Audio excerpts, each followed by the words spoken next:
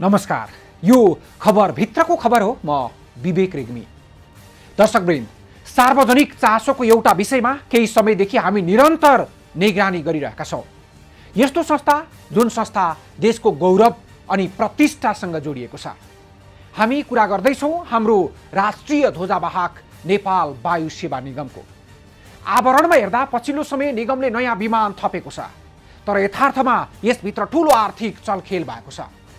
विमान खरिद प्रक्रियाका सुरुवाती दिनहरूबाटै हामीले अनियमितताबारे प्रश्न उठाउन सुरु गरेका थियौँ र भनेका थियौँ विमान खरिद प्रक्रियामा 6.5 अर्बभन्दा बढी घोटाला भएको छ, जुन तथ्य अब संसदको सार्वजनिक लेखा समितिले पनि बोलेको छ। लेखा समितिले बोलाएपछि विभागीय मन्त्रालयको जिम्मेवारी सम्हालेका रविन्द्र अधिकारीले बुधबार समिति सामु जवाफ दिएका छन् र उनको जवाफप्रति सांसदहरूले तीव्र असन्तुष्टि जनाएका छन्। आज पनि हामी यही विषयमा केन्द्रित हुनेछौँ। सुरुमा यो हेरौँ।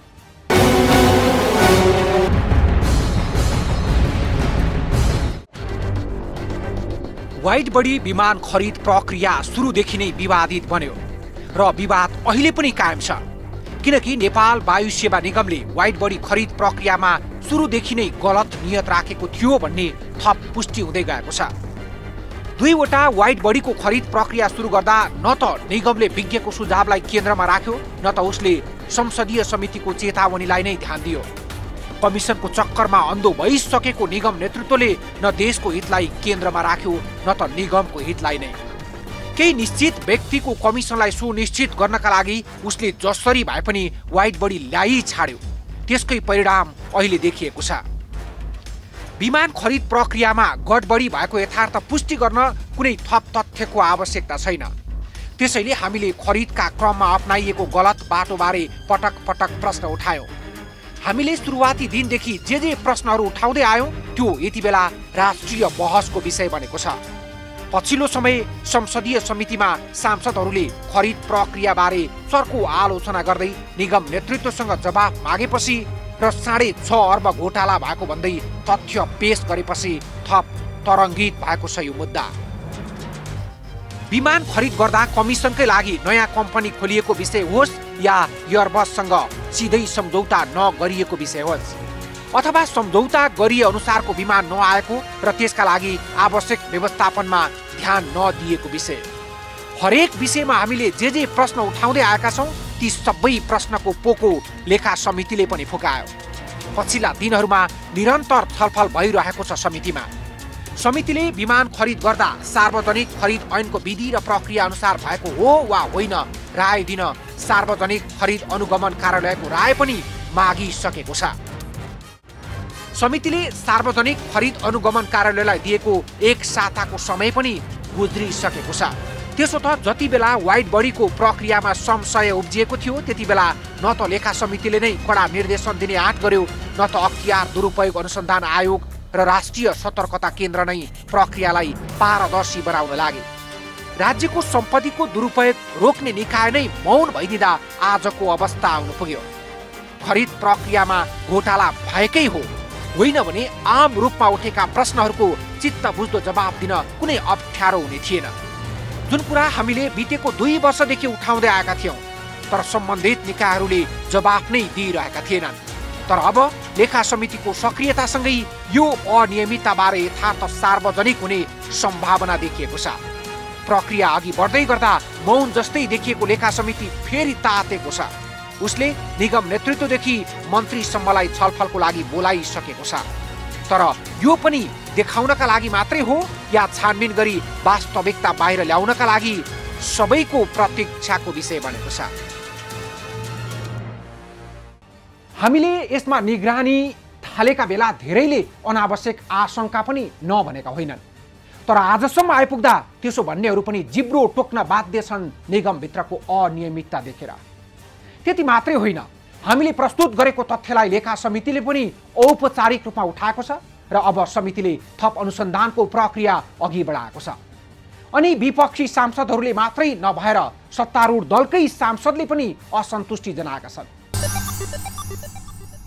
दर्शकवृन्द, नेपाल वायु सेवा निगमले पछिल्लो पटक भित्राएको वाइड बडी र त्यससँग जोडिएको अनियमितता, खरिद प्रक्रियाको गलत बाटोदेखि सिरियल नम्बर नै अर्कै भएको विमान ल्याइएको होस् या उडान भार क्षमता नै कम भएको विमान ल्याइएको यथार्थ होस् या आवश्यक व्यवस्थापकीय तयारी नभएको कुरा नै किन नहोस्, हरेक विषयमा प्रश्न उठाइरहेका छौँ हामीले मात्रै होइन, आम नागरिकको चासोको विषय बनेको छ यो। निगमका प्रबन्ध निर्देशकदेखि विभागीय मन्त्रीसम्मको नियतमा प्रश्न उठिरहेका बेला संसदको लेखा समितिले पनि यसतर्फ आशा लाग्दो चासो देखाएको छ। बुधबारको समितिको बैठकमा पनि सांसदहरूले प्रश्नमाथि प्रश्न गरेका छन्।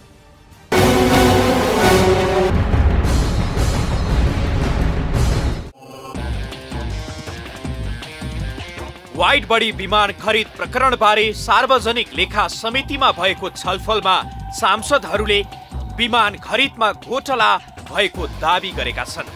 बुधबार भएको छलफलमा बोल्ने अधिकांश सांसदले वाइड बडी खरिदमा भएको अनियमितता छानबिनमा सरकार नै गम्भीर नभएको पनि आरोप लगाएका छन्। उनीहरूले छानबिन अगाडि नबढेकोमा मन्त्री अधिकारीको पनि आलोचना गरेका छन्। उनीहरूको भनाइ थियो कि अनियमितता भएकोमा अब कुनै शंका छैन, त्यसकारण छिटो भन्दा छिटो यथार्थ बाहिर आउनुपर्छ। गरे तापनि भ्रष्टाचार भएकै छ, त्यो शंका उपशंका गर्ने अब ठाउँ पनि छैन। अब कसरी कारबाही गर्ने यो सरकारले, यतातिर आग्रह मैले गर्न चाहन्छु। जो व्यक्तिहरूले भ्रष्टाचार गरेछ काठघरमा उभाउने कि उभाउने हामी सभापतिलाई आग्रह गर्न चाहन्छु। मन्त्रीज्यू लगायत सम्पूर्ण साथी मन्त्रीज्यूलाई मैले ठुलो आपत्ति कहाँ गरे, ठुलो आपत्ति जुन छानबिन गठन भयो, ठुलो आपत्ति त्यसमा भयो। ठुलो आपत्ति केमा भयो भन्दाखेरि छानबिन जुन समिति गठन भयो त्यो निगमकै मान्छेहरू राखेर छानबिन समिति जे मान्छेहरू भ्रष्टाचार गर्यो, जे मान्छे कारोबार गर्यो त्यही मान्छेहरू ठुलो छानबिनको संयोजक बन्ने, मन्त्रालय त्यसरी नै अगाडि बढाउने, त्यो भन्दा दुर्भाग्य के हुन सक्छ यो देशमा। अहिलेसम्म हामीले सोचेकै थिएन यस्तो हुन्छ। या त स्वतन्त्र राख्नु पर्यो अथवा न्यायाधीशहरूको राख्नु पर्यो। धेरै आयोगहरू गठन भएको, छानबिन आयोगहरू गठन भएको हो। 442 टन अधिकतम उडान भारको विमान खरिद गर्ने भनिए पनि 230 टन उडान भारमा झार्दा पनि मूल्य किन घटाइएन, सांसदहरूको प्रश्न छ, जसले निगमलाई प्रत्यक्ष रूपमा 3 अर्ब भन्दा बढी घाटा भएको पनि उनीहरूको दाबी छ। विपक्षी सांसदहरूले मात्रै होइन, सत्तारूढ दलकै सांसदले पनि तीव्र असन्तुष्टि व्यक्त गरेका छन्। छानबिनको नाममा ढाकछोपको प्रयास भइरहेको उनीहरूको आरोप छ। विमान खरिदमा अनियमितता गरेका र त्यसमा संलग्न हुन सक्ने सम्भावित व्यक्तिहरूलाई नै छानबिनको जिम्मा दिनु आफैमा हास्यास्पद अनि शङ्कास्पद भएको उनीहरूको तर्क छ। तर तपाईको चाहिँ जवाब आउँदा हाम्रो मान्य जुजहरुमा निबन्ध खालको चाहिँ आयो जुन सम्बन्धित तरिकाले चाहिँ डाटामा आउनुपर्ने त्यो देखिएन। र यसमा पनि सबभन्दा विश्वसनीय कुन कम्पनी छ भन्ने बारेमा अझै यसको मूल्याङ्कन गर्न जरुरी छ, छलफल चलाउन जरुरी छ। त्यसपछि मात्रै कुनसँग गर्ने भन्ने बारेमा, कुनसँग दिगो हुन्छ, कुनसँग सस्तो पर्छ, कुनसँग चाहिँ भर पर्दछ, त्यो कम्पनीसँग हामीले कारोबार गर्नुपर्छ भन्ने हामी स्पष्ट हुन चाहिँ जरुरी छ। र मन्त्रीजीले सबभन्दा पहिला म के भन्न चाहन्छु भने हजुर स्पष्ट हुन जरुरी छ। राम्रो भिजनका साथ अगाडि बढ्नुहोस् अनि यो समस्याको समाधान हजुरबाटै खोज्नुपर्छ, किनकि यो आन्तरिक समस्या हो, यो बाहिरबाट खोज्ने यो समस्या समाधान। त्यस्तै प्रमुख प्रतिपक्षी दल नेपाली कांग्रेसका सांसद मिनेन्द्र रिजालले वायु सेवा निगमबाट कुनै बिजनेस प्लान नै नबनाई विमान खरिद प्रक्रिया अगाडि बढाएको भन्दै आलोचना गरे। बिजनेस प्लान बिना नै वायु सेवा निगमले विमान खरिदको लागि ऋण कसरी पायो, सांसदको प्रश्न थियो। त्यसकारण ऋण लगानी गर्ने लगानीकर्ता नागरिक लगानी कोष र कर्मचारी सञ्चय कोषले पनि जवाफ दिनुपर्ने तर्क गरिरहेका थिए उनी। अनियमितता भएको प्रश्न हुँदाहुँदै पनि विभागीय मन्त्रीले नै त्यसमा झनै संशय बढ्ने काम गरिरहेको हुँदा छिटो भन्दा छिटो यथार्थ बाहिर ल्याउन नत्र मन्त्री आफै पनि यसमा संलग्न वा संलग्नहरूलाई मुक्त गराउनको लागि प्रयासरत भएको पुष्टि हुने दाबी गरिरहेका थिए। अधिकारी पनि दुविधा रहित रूपमा बदमासी भएकै हो, घोटाला भएकै हो भन्ने निष्कर्षमा पुगेका छन्। केही प्रत्यक्ष रूपमा त्यही कुरा हो, त्यसकारण तपाईँलाई आज हामीले बोलायौँ। तपाईँलाई बोलाइसकेपछि मन्त्रीज्यू फेरि सार्वजनिक लेखा समितिले यस विषयमा छानबिन गरिराख्नु पर्यो भने मन्त्रीज्यूका बारेमा पनि परोक्ष रूपमा एउटा निष्कर्षमा पुगेको अर्थ लाग्छ। हो, विमान खरिदमा अनियमितता भएको बारे कुनै शङ्का छैन र यो विषयमा हामीले निरन्तर रूपमा आवाज उठाउँदै आएका छौँ। तर प्रभावकारी रूपमा छानबिन नहुँदा आशंका झनै बढेको छ। त्यसकारण छानबिनलाई छिटो भन्दा छिटो परिणाममुखी बनाउन सक्नुपर्छ र यस्तो विषयमा सार्वजनिक लेखा समिति मात्र होइन कि राज्यका अन्य निकायहरू पनि थप जागरुक बन्न आवश्यक छ। हो, अब हामीले उठाएको प्रश्नले राष्ट्रिय बहसको स्वरूप पाएको छ र आम नागरिकदेखि जनप्रतिनिधिसम्मले जवाब खोजिरहेका छन्। त्यसो त अख्तियार दुरुपयोग अनुसन्धान आयोगले पनि यसबारे अनुसन्धान थालेको थियो, तर अख्तियारको काम जुन गतिमा अघि बढ्नु पर्थ्यो त्यो गतिमा बढ्न सकेको छैन। दर्शकवृन्द, नेपाल वायु सेवा निगमले नयाँ विमान खरिद गर्दा भएको अनियमितता र निगम व्यवस्थापनभित्रको दुर्दशा निकै ननिको लाग्ने खालको छ। 6.5 अर्ब रुपियाँ भन्दा बढी घोटाला भएको आशंका र त्योभन्दा बढी दीर्घकालीन घाटा पुग्ने व्यवस्थापन आवरणमा देखाउन सुधार थालिएको भनिएको छ, तर वास्तविकता अर्कै छ। विमान खरिद गर्दा भएको भ्रष्टाचार मात्रै होइन, त्यससँग जोडिएका कयौं व्यवस्थापनले राष्ट्रिय ध्वजावाहकको खिल्ली उडाइरहेको छ। त्यसैले नागरिक उड्डयन मन्त्री पनि यसप्रति संवेदनशील बन्नुपर्ने अवस्था छ। कारण के हो उनीलाई थाहा होला, तर उनी चित्त बुझ्दो जवाफ नै दिन चाहिरहेका छैनन् या दिइरहेका छैनन्।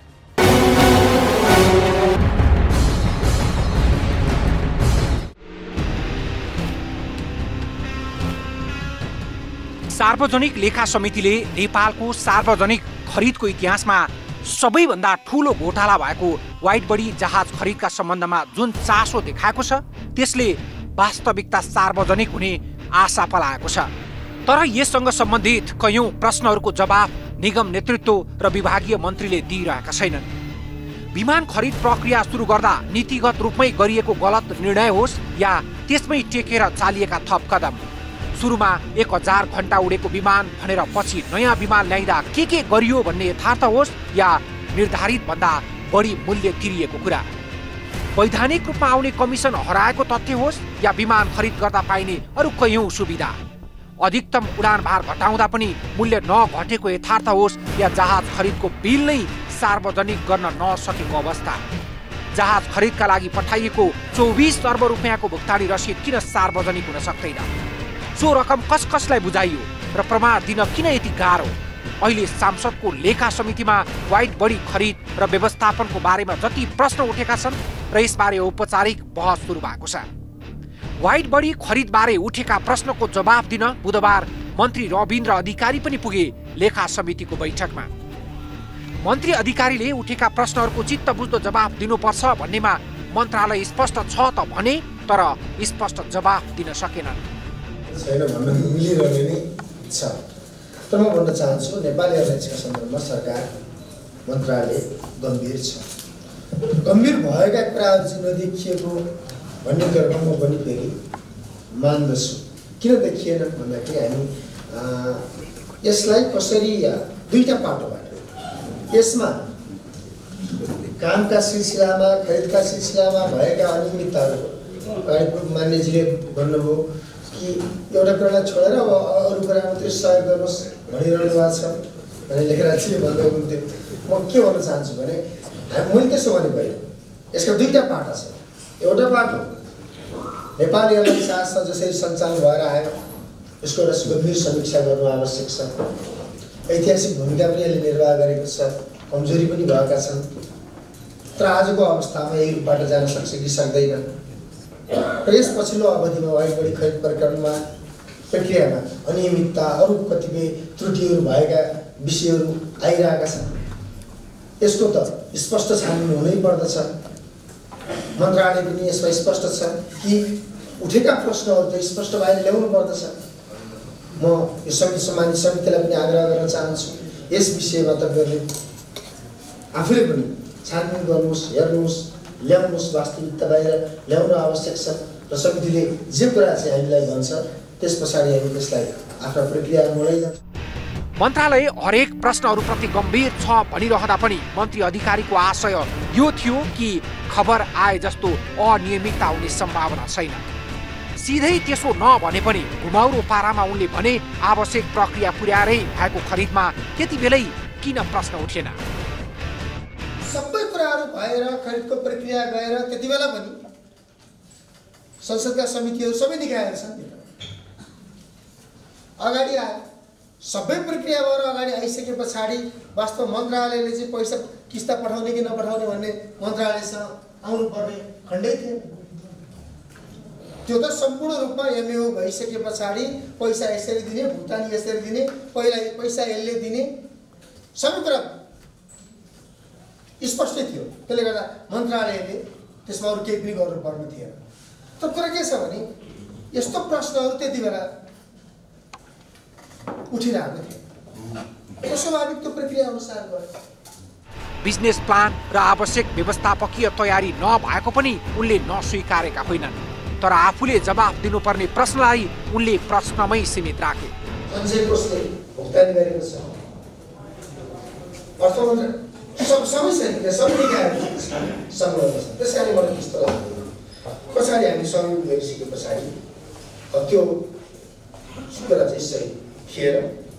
त्यसले गर्दाखेरि यसको स्वामित्वको सन्दर्भमा के हो कसो हो भन्ने कुरामा चाहिँ कन्फ्युज नहुनुको लागि त्यसमा हामी भुक्तानीको अनि कम्पनी त्योसँग जोडिएका सबै त्यो जारी गर्ने जुन हुन्छ त्यो सबै हामीले चाहिँ हेरिसक्दाखेरि यसमा पनि जुन प्रश्नको जवाफ मन्त्री अधिकारीले निगम नेतृत्वसँग माग्नुपर्ने हो र जिम्मेवार भएर आफैले दिनुपर्ने हो त्यसमै उनी स्पष्ट छैनन्। यतिसम्म कि खरिद प्रक्रियामा भएको घोटालाको विषयमा यति धेरै प्रश्न उठ्दा पनि उनी स्पष्ट जवाफ नै दिन तयार छैनन्, जसले उनकै नियत र छविमाथि प्रश्न उठेको छ, जसतर्फ उनी गम्भीर बन्न सकुन्। अहिले मात्रै होइन, खरिद प्रक्रियाको सुरुवातदेखि नै संसदीय समितिदेखि महालेखा परीक्षकको कार्यालयले समेत प्रश्न उठाएको थियो यो विषयमा। त्यही प्रश्न अहिले आम नागरिकको साझा प्रश्न बनेको छ। हामी फेरि पनि भन्छौँ यससँग देशको प्रतिष्ठा र इज्जत जोडिएको छ। इतिहासदेखि वर्तमानसम्म के गर्यो निगमले, कहाँ कहाँ चुक्यो निगम व्यवस्थापन, पछिल्लो घोटालाभित्रको वास्तविकता के हो, को दोषी छन् यसमा, अनि के गर्न जरुरी छ निगमलाई प्रतिष्ठित राष्ट्रिय ध्वजावाहक बनाउन। यसको समीक्षा गरिनुपर्छ र तत्काल आवश्यक कदम चालिनुपर्छ।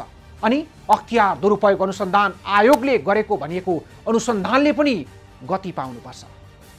हवस् त, आजको लागि खबरभित्रको खबर यति नै। भोलि नयाँ विषयका साथ उपस्थित हुनेछौँ। खबरभित्रको खबरका लागि हेर्दै रहनुहोला एबी न्यूज खबर। नमस्कार।